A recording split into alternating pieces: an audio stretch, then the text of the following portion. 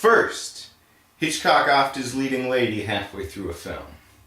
Then, an innocent teenage girl made it through Halloween night and escaped the clutches of a madman, but not without being rescued by her male counterpart. After that, killers started to make fun of themselves and their influences in an eerily satirical fashion. And now, no one will stop singing about it.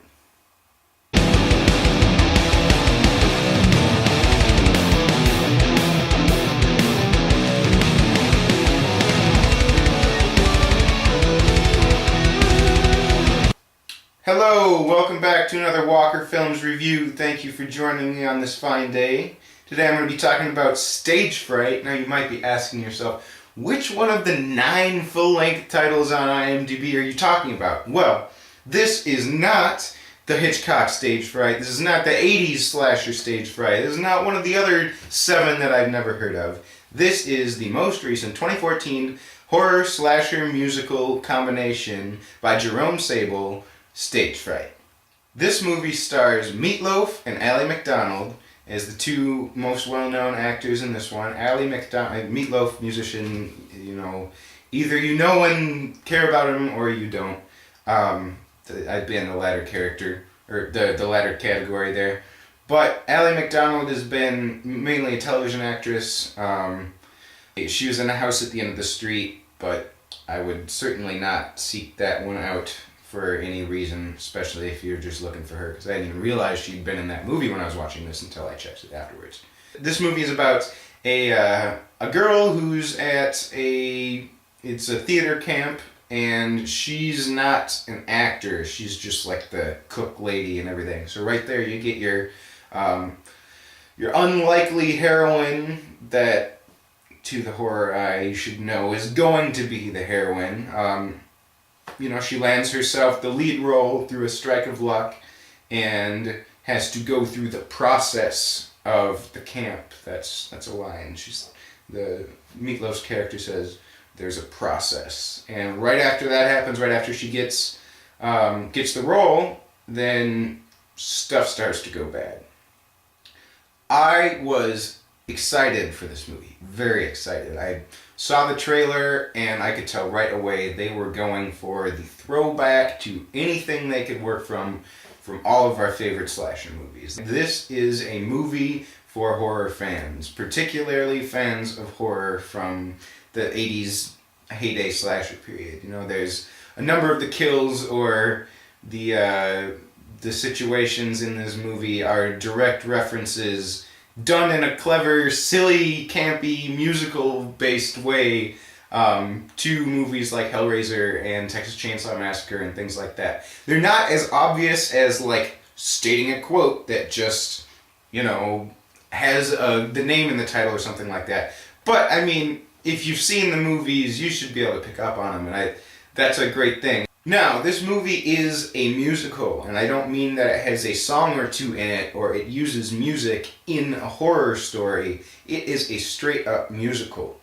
There are Broadway-style musical numbers that, in my opinion, were done fabulously. They have the same feel and same musical techniques and compositions as something you would see in, Chicago or a Broadway play, from counterpoint melodies to themes that come back here and there. Now, the killer lives beneath the camp or something like that. Now, trust me, no spoilers here. I'm anti-spoiler completely.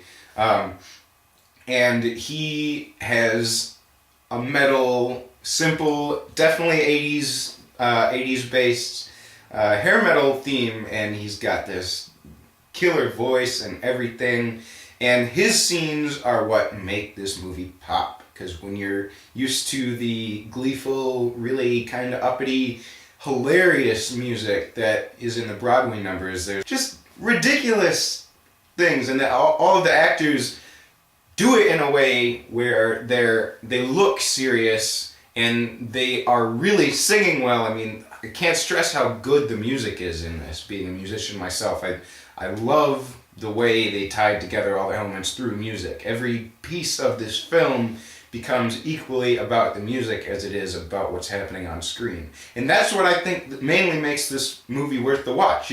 There's barely any gore in this movie. There's You know, a low body count, a low visual gross out factor, but for somebody like me who's equally fascinated by movies and music, every time one of those few kill scenes happened and you just get sucked in through the heavy but fun and silly all at the same time, all those factors combining with the music and the plot, it hit like very few other movies I've ever seen. And, you know, 80s slashers, I must admit, probably my favorite genre of any movie, based whatever you want to think about me off that, but they nailed every aspect of those style of movies, from the tongue-in-cheek humor to the impactful imagery when it needs to be there.